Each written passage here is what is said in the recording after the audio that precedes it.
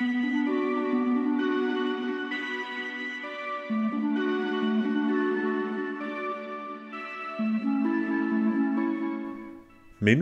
a budoucnost spolu komunikují.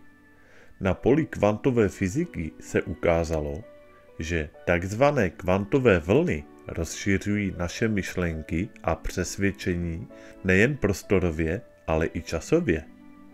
Rozšiřují se tedy nejen v prostoru, nýbrž i v čase. Existují tedy kvantové vlny, které běží z minulosti do budoucnosti. To znamená normální časové vlny.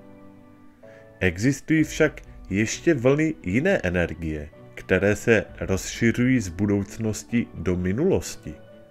To je velmi pozoruhodné. Vlny, které běží do budoucnosti, nazýváme nabídkové vlny a ty, které běží zpět do minulosti, označujeme jako odražené vlny.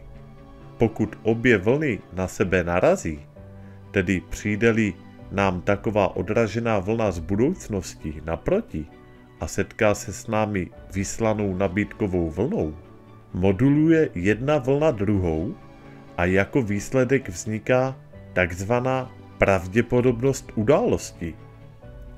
Pravděpodobnost, že nějaká událost nastane, vychází podle kvantové fyziky ze setkání nabídkové vlny z minulosti a vhodné, odražené vlny z budoucnosti. Podobným způsobem spolu komunikuje minulost a budoucnost a při setkávání vhodných signálů vytvářejí na půli cesty konkrétní událost vysoké pravděpodobnosti, to znamená prožitou současnost. Dokazuje to, že nejen minulost ovlivňuje budoucnost, ale i budoucnost ovlivňuje minulost.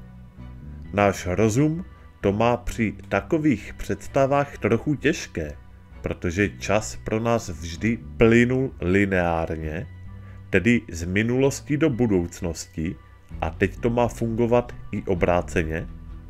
Hypotéza Johna Kramerse byla dosud nejen mnohokrát potvrzena, ale teprve díky ní byly vyjasněny určité paradoxy na poli kvantové fyziky.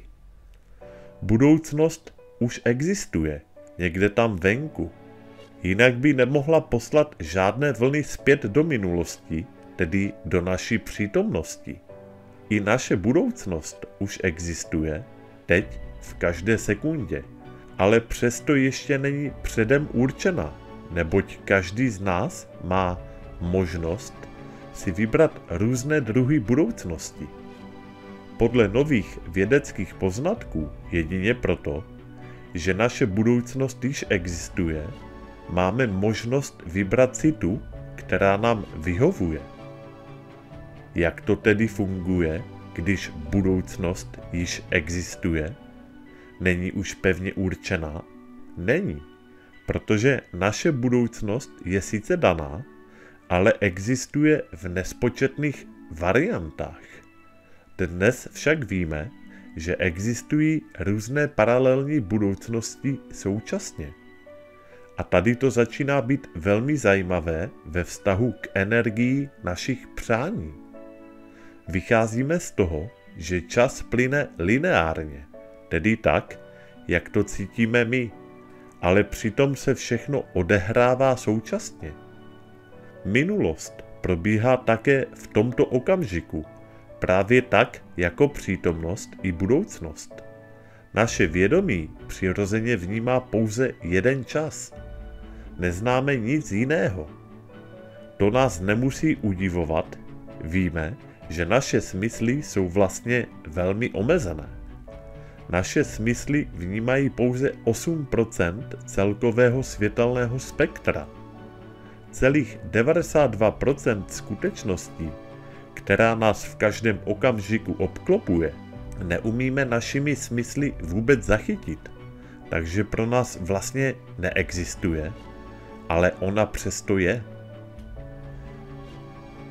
Námi vysílané nabídkové vlny hledají stejně kmítající odražené vlny z budoucnosti.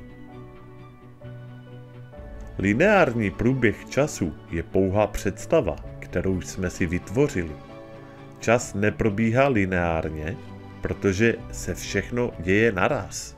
Vše se odehrává současně a budoucnost může ovlivnit naši minulost. Neexistuje pouze jedna realita, ale nekonečno mnoho realit. Protože se vše odehrává současně, působí na nás také zpětně mnoho odražených vln z budoucnosti. Tím je otevřeno mnoho možností z budoucnosti, které se mohou rozvinout z naší současné přítomnosti nebo z naší minulosti. Přesně vzato se naše přítomnost rozvíjí z nabídkových vln, které jsme vyslali v minulosti. Mohli bychom si to představit, jako bychom hráli v nějakém filmu, jehož konec je závislý na našich rozhodnutích. My sami máme ten šťastný konec ve svých rukou. Ne všechny vlny se k sobě hodí, ne všechny spolu rezonují. Pokud jsou si tvary nabídkových a odražených vln velmi podobné, dochází k takzvané modulaci. Jenom tehdy se uskuteční takzvaná transakce, takzvané spojení naší minulostí, tedy toho, co jsme vyslali, a jedné z mnoha možností v budoucnosti. Námi vysílané nabídkové vlny hledají stejně kmítající odražené vlny z budoucnosti, aby vytvořili vysokou pravděpodobnost realizace události. Energie, kterou vysíláme, testuje všechny možnosti různých druhů budoucnosti a spojí se s takovou budoucností, jejíž tvar vlny nejlépe odpovídá tvaru naší nabídkové vlny. Nabídková vlna proniká celou naší budoucností. Všechny možnosti jsou prozkoumány, nejen ty v následujícím okamžiku, ale i ty v příštím roce nebo desetiletí. Zde objevila kvantová fyzika následující fenomén. Čím časově blíž je budoucí událost, tím větší je síla rezonance.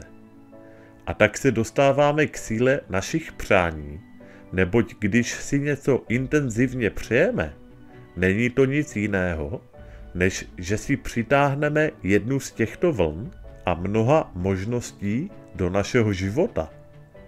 Proto bychom měli kontrolovat své myšlenky, protože všechno to, na co si myslíme, nebo co cítíme, tak to všechno vyvolává rezonanční pole.